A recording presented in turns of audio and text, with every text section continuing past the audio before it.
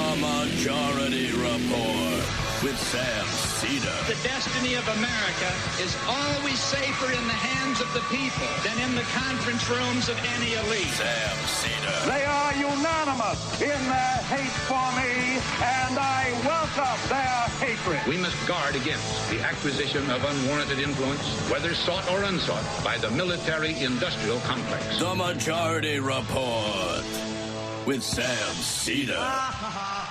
Ever get the feeling you've been cheated?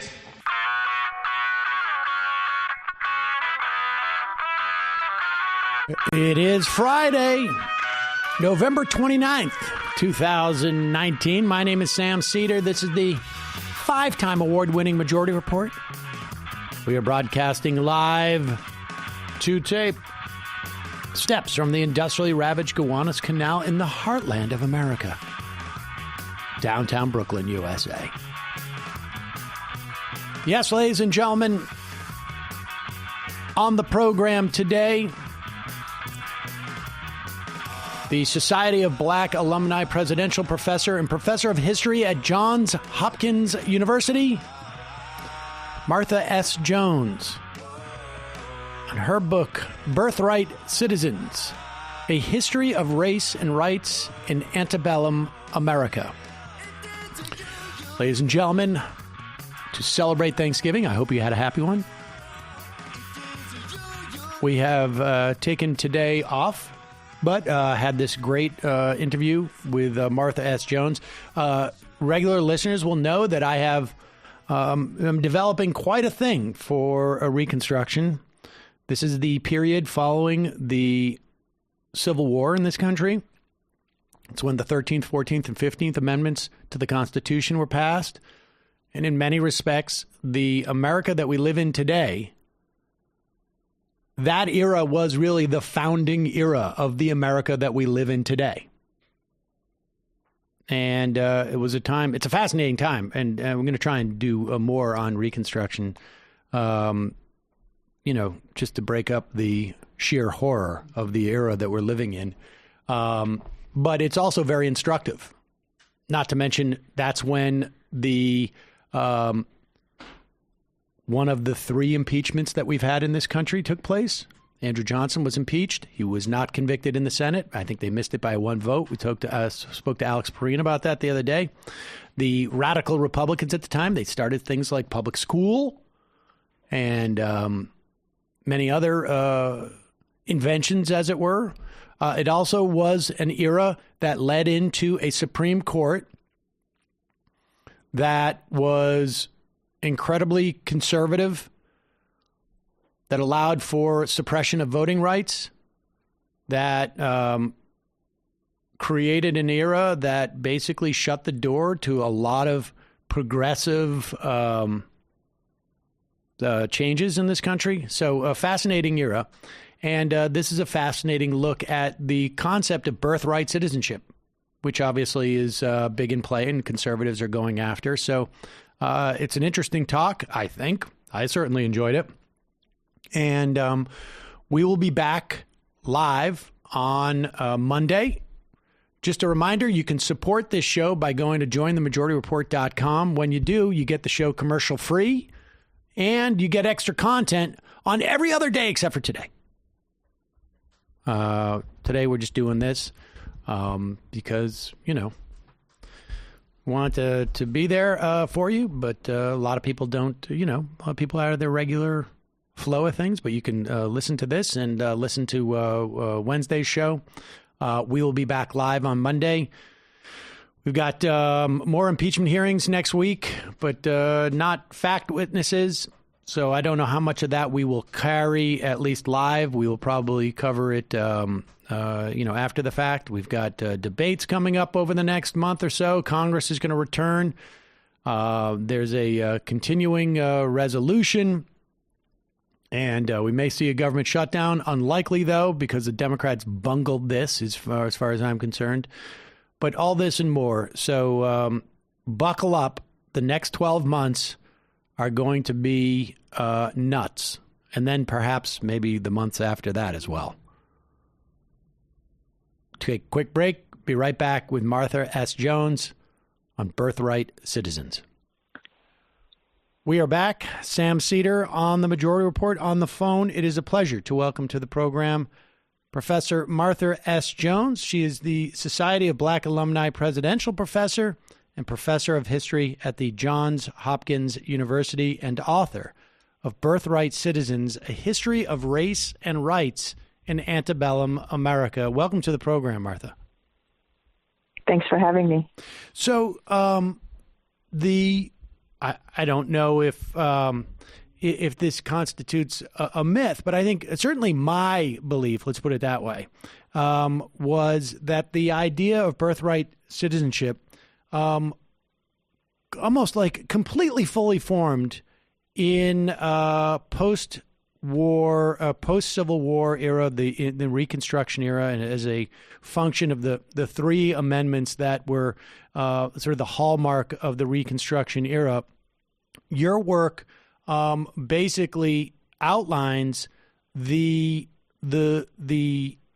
presence of this idea, I guess, or the germination of this idea in the pre-Civil War era. You looked at Baltimore. Why Baltimore?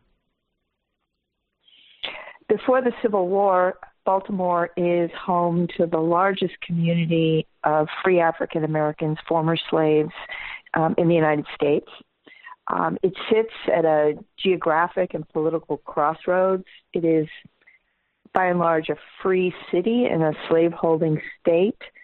And it is home to some of the most notorious of the pre-war era's legal elite, including Roger Brooke Tawney, who some of your listeners may know his name because he authors the Dred Scott decision in 1857 that says no black person can be a citizen of the United States.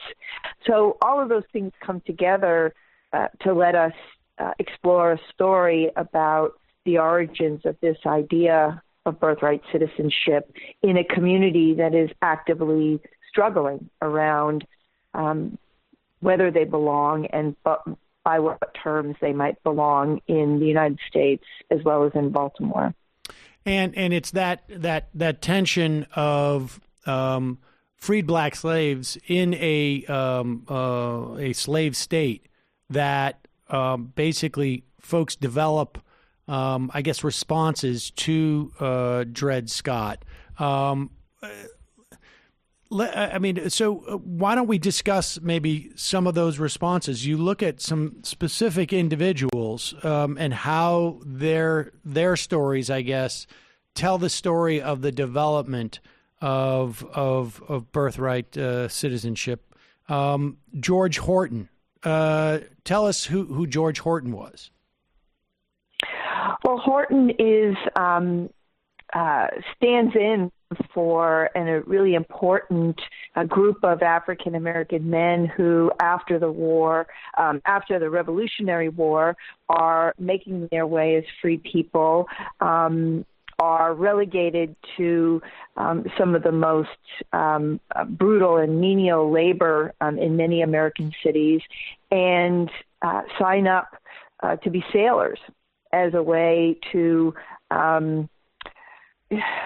claim some dignity around their labor, but also to broaden their perspectives on the world. So Horton is a sailor.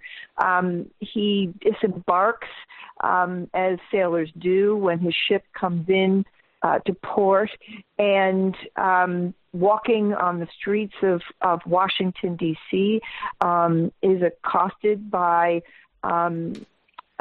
what is typical in Washington, folks who are looking to make a dollar, perhaps, on the fines that might be imposed on someone who was captured as a fugitive.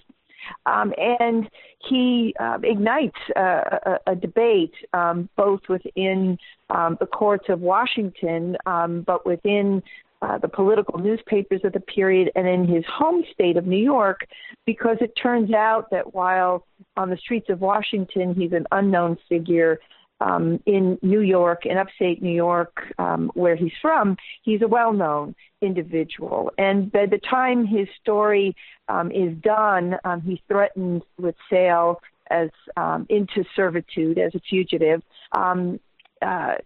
Leading lights of New York's legal culture, including the governor of New York State, will intervene, thankfully, to ensure that he gains his liberty.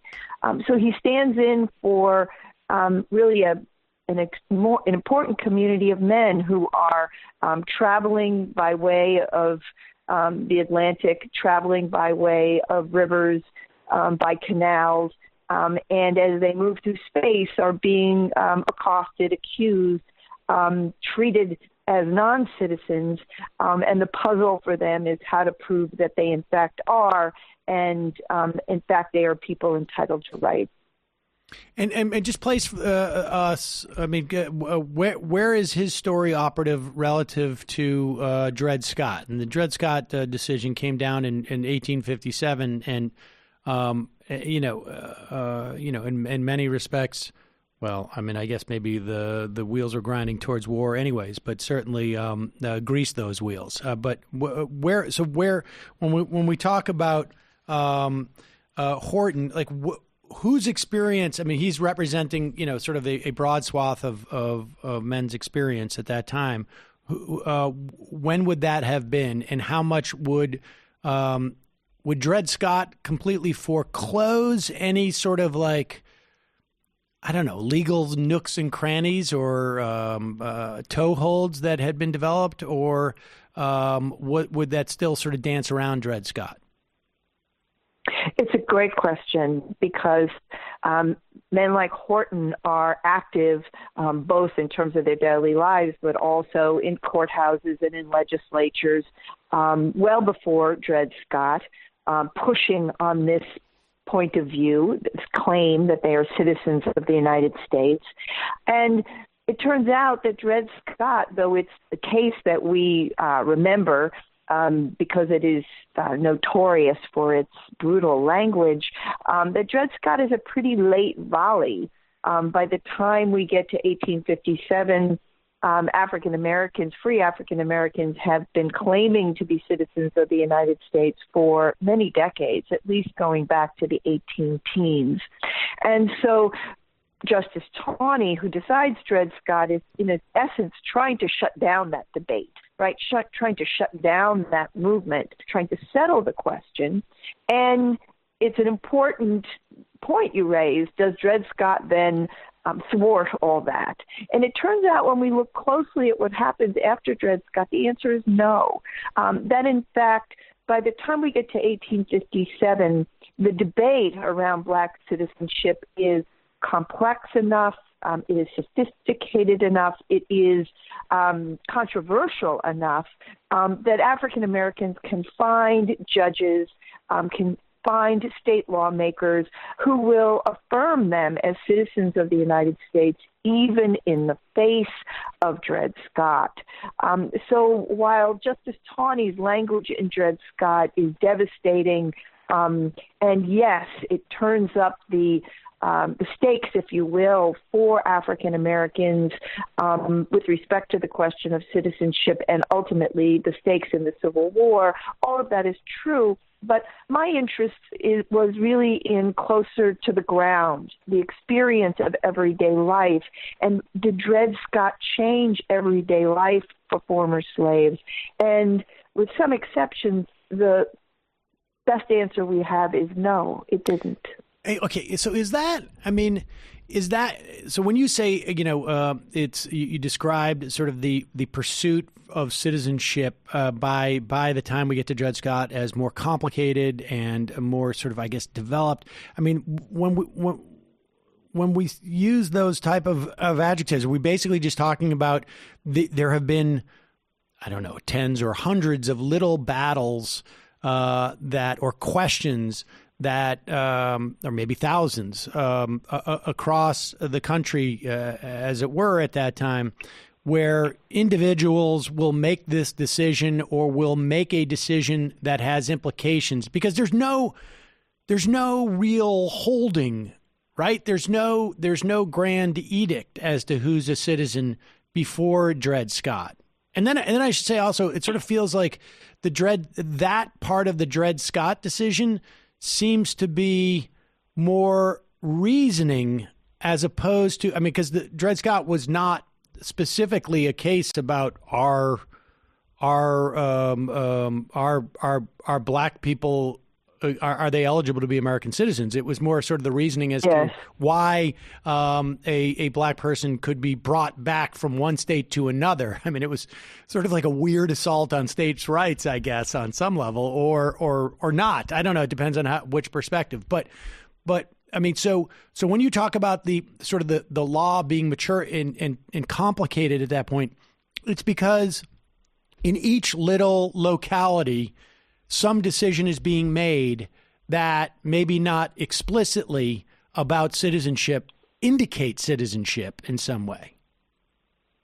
Yeah, so you're painting absolutely the picture that I discover in Birthright Citizens, that depending on who you ask and where you are and what the circumstances are, you may get one or another answer about whether or not free African Americans are citizens of the United States. And I understand the impulse treat a Supreme Court decision as somehow having greater force than all of those hundreds or thousands of small decisions. But even a Supreme Court decision requires that judges in lower courts, local officials, and African Americans themselves, in a sense, respect that decision and abide by its terms. And it turns out, in the example of Dred Scott, that courts, lower courts, adjacent courts, are really reluctant and resist the insistence, if you will, that Justice Taney has tried to impose and continue to treat Black Americans as citizens of the United States. Now I'm going to take you into the weeds for just 2 seconds to say the issue in Dred Scott is many things, including whether or not the Scots are free or enslaved people. Of course, that is the core of the case. But the reason we get to the citizenship question in Dred Scott is because Scott has brought his case now in federal court, and the federal courts have authority only to hear a limited range of cases, including cases brought by citizens of the United States. And this means that before the court can get to the merits, right, to the heart of Dred Scott, it has to determine whether or not he actually is someone eligible to bring his case before a federal court. Hence, the court goes to this question of citizenship, and it has implications once the court holds that no Black person is a citizen of the United States. It is a bar against African Americans using the federal courts, be they enslaved or free.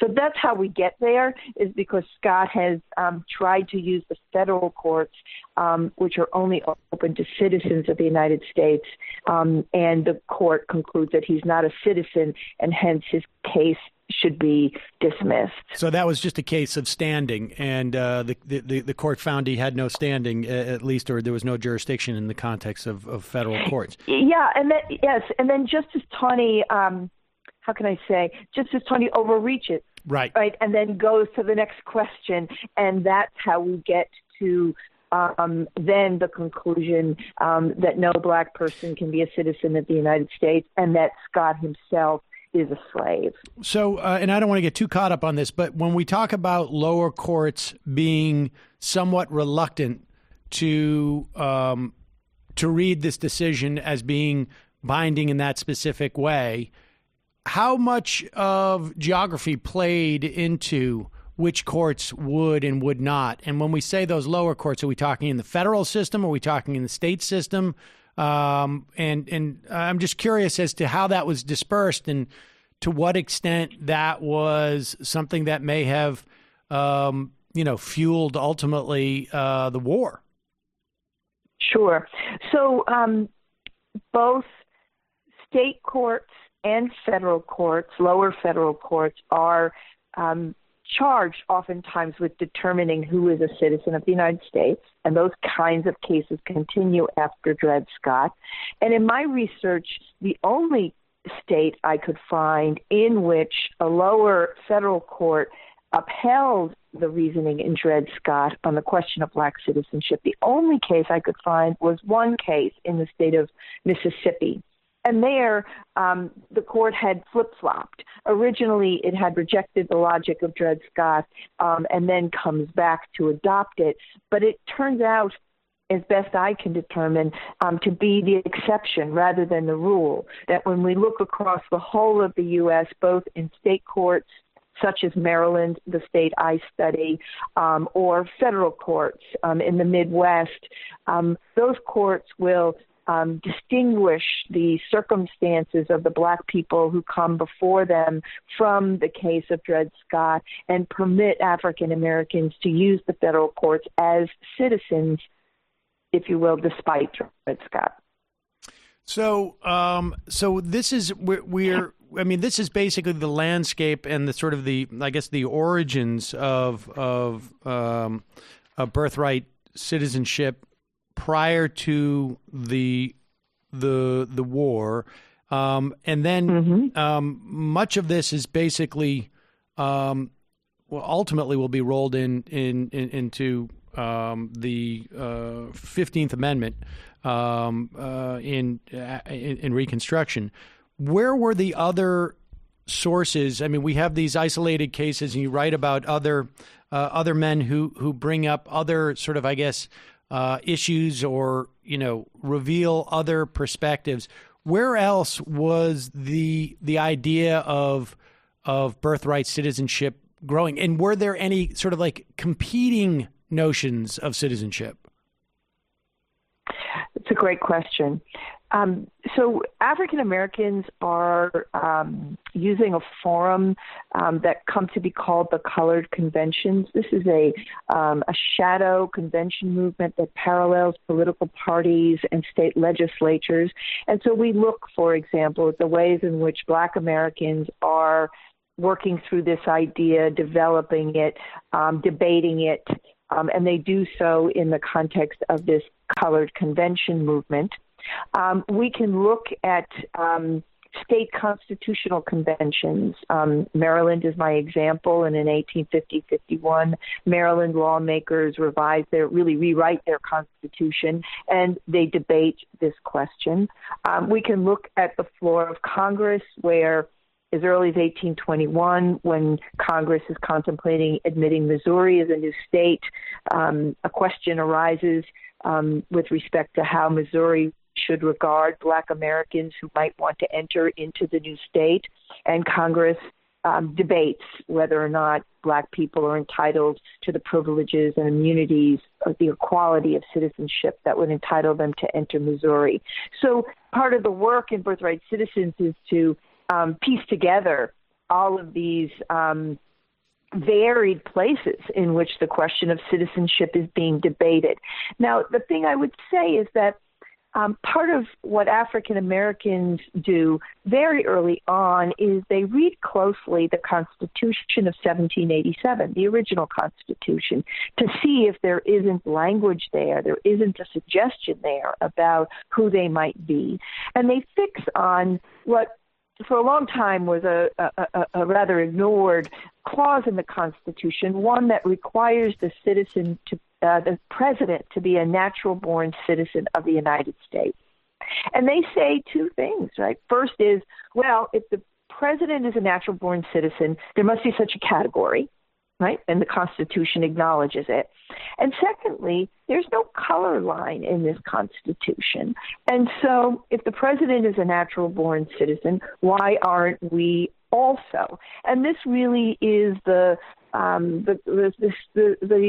seed, right, that they then germinate for a very long time, looking to interpret the original Constitution as providing for birthright and advocating that and observing that white men and women and children are unequivocally citizens of the United States when they are born in the United States. And so, again, this category must exist The debate really is whether blackness, whether racism can function in law constitutionally as a bar to their claim to belonging.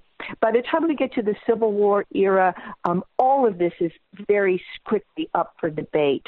By 1862, the United States Attorney General Edward Bates will issue an opinion from his office that really upturns Dred Scott and says, yes, free African Americans are citizens. The Civil Rights Act of 1866 will affirm that by its language. And then in 1868, the 14th Amendment will constitutionalize birthright and, if you will, affirm or settle the debate that African Americans have been generating for a very long time. Was there was there an organized and strategic, I guess, a place or an entity or institutions that were organizing and sort of like plotting this strategically? The idea that we can, that there is this category that exists, natural born citizen, and it just so happens that that category is relevant if you're going to become president. But if that exists, like you say, if it exists, what does it take to be that? It doesn't say anything about your color. It just says you need to be born in the United States. Right. Is there an organization that is pushing there, or that is like attempting to push this forward, this concept, or is this just sort of like piecemeal as, sort of various other cases come up? Sure. So I've mentioned the colored conventions, which is really the most sustained and robust of African-American political organizations before the Civil War. In fact, the conventions will continue even after the war.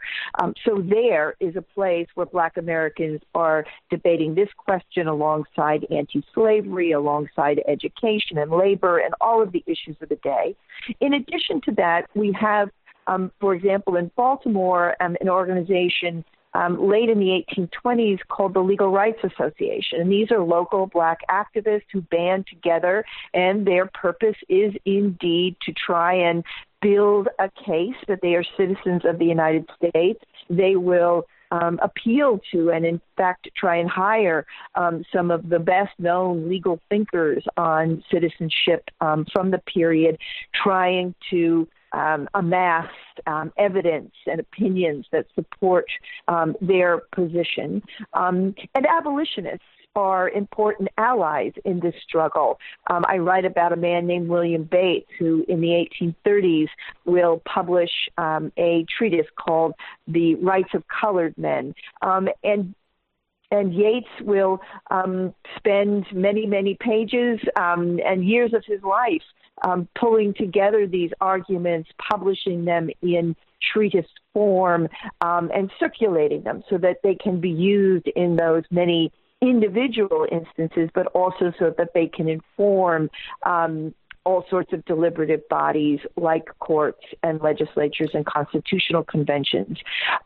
So this is not a period during which we have yet the emergence of the kind of sustained and corporatized civil rights apparatus that we associate with the early 20th century. But I think, or I hope, you can hear in what I'm describing the beginnings of that, really modeled in a way that suits the 19th century, but will take a different sort of form in the 20th century. And we should say it was not, people shouldn't take for granted that abolitionists would follow that, would be looking to strategize on how blacks could become citizens. There was I don't know, you would have a better sense than I, but a significant portion of abolitionists whose resolution was more like, yeah, no, not citizenship, just you go somewhere else, or well, yes. And those folks we call colonizationists, right? And they organize, or I should say, they anticipate the end of slavery. Colonizationists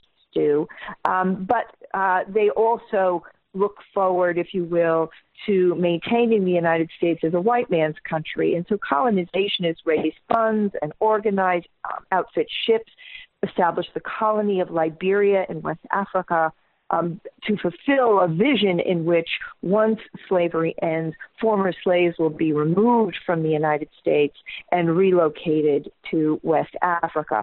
So that is a brand of anti-slavery thought. There are other anti-slavery thinkers like the radical William Lloyd Garrison who reject the Constitution, who interpret the Constitution to be a compact with slaveholders and would not look to this language that Black activists are looking to as a way to resolve the question of African American rights. Garrison rejects the Constitution, but many Black activists do, and increasingly will, including figures like Frederick Douglass, increasingly will, as we move into the 1840s and 1850s, look directly to the Constitution for solutions to the problems of slavery and the aspirations to citizenship. I want to I want to swing back around to Reconstruction and sort of maybe on some level Garrison's perspective was at least in some ways acquiesced to insofar as that there was a need to have an explicit amendment. But before we get there, I'm just super curious about this part about it. There was a Supreme Court case about the Second Amendment talking about whether in the rights to interstate travel and whatnot, and that there was a ruling that Black people, free Black people, unlike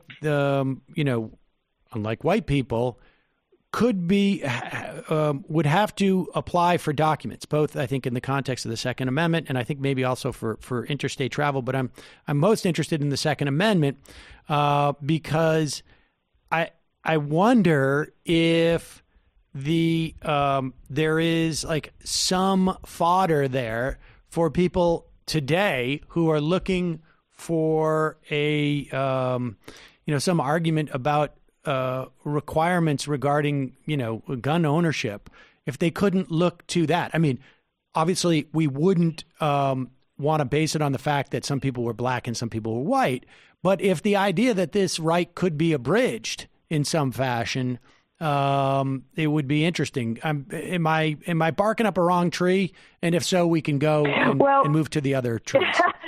Here's what I would say, because I think you're raising something very important. It really isn't until the 20th century that the Bill of Rights, as we know it today, comes to be understood as protecting a panoply of individual interests.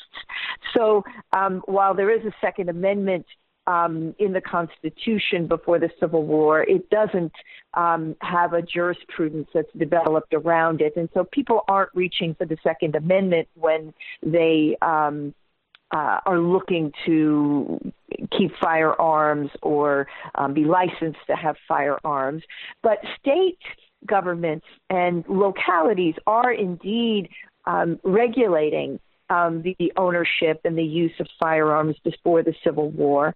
And Maryland is typical in that in regulating firearms, the state draws a clear line between the rights it extends to white citizens and the rights it extends to Black citizens at the same time. So African Americans in a state like Maryland can possess and own firearms, but in order to do so, they have to, if you will, surmount an additional hurdle, and that hurdle is they must come into a local courthouse, establish their character to the satisfaction of the court, reveal the purpose for their interest, both in owning a gun and in travel, which you also mentioned, and then they receive, if the court approves, a license or a permit to do so.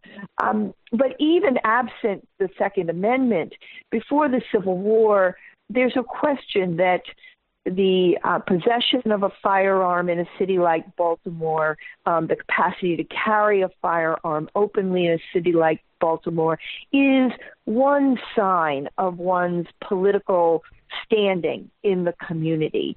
And African American men, yes, they look to possess guns for their own safety and security. They look to have guns in order to hunt and to sustain their families and their communities.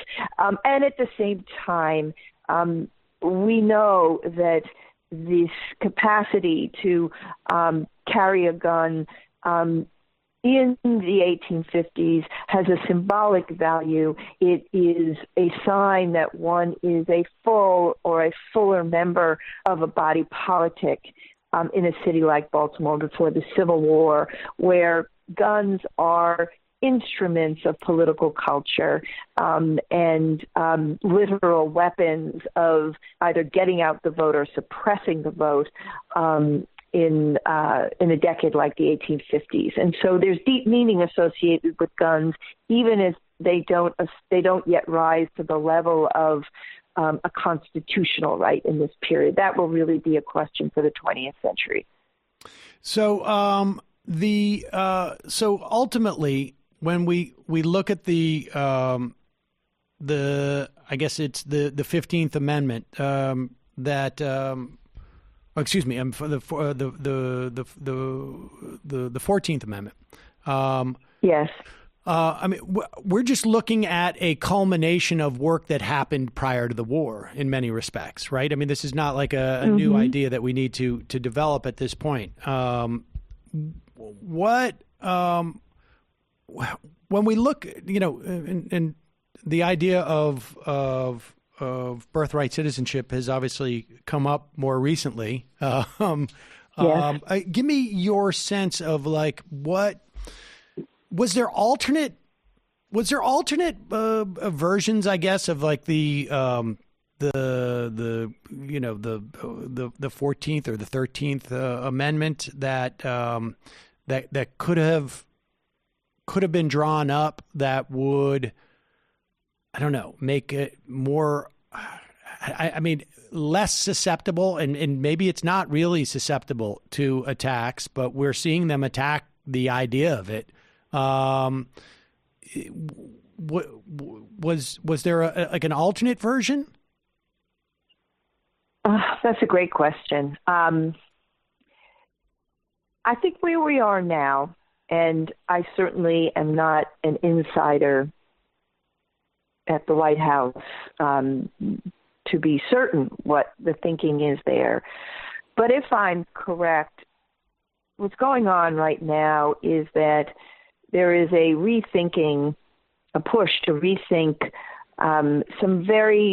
the somewhat cryptic language in the 14th Amendment that, while generally persons born in the United States are citizens of the United States, the amendment makes an exception for persons not subject to the jurisdiction of the United States.